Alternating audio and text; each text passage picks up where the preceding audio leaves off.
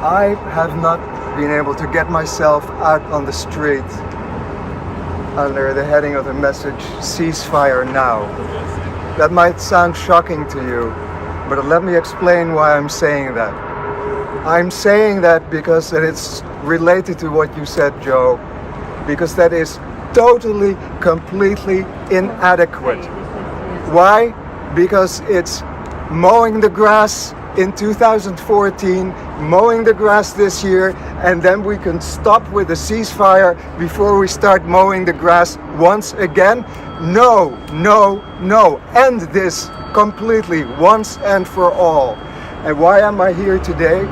Because I can find myself in no more tax dollars for war crimes. That is something that I support and that I'm sure we all support. Look at these numbers here. We've spent $11 trillion on war. And what happens in this country as we spend this money and as we spend money on war crimes in other countries? Every damned day, every day of the year in the United States, 800 people die of poverty.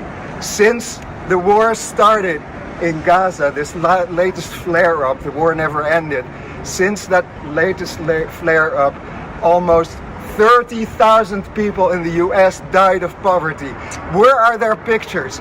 Why aren't we protesting that every day? Why do we keep spending money on something that we should not be spending it on? And why do we not?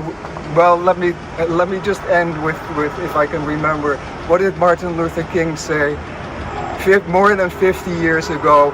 A nation that year in, year out spends more on national defense than on programs of social uplift approaches spiritual death.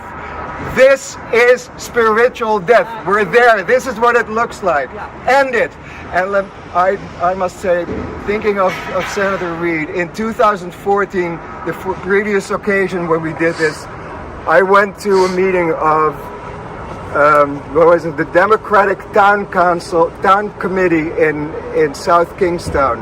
And it so happened that good old Jack was there, and I got up and I confronted him about what was happening exactly at that point, August of 2014.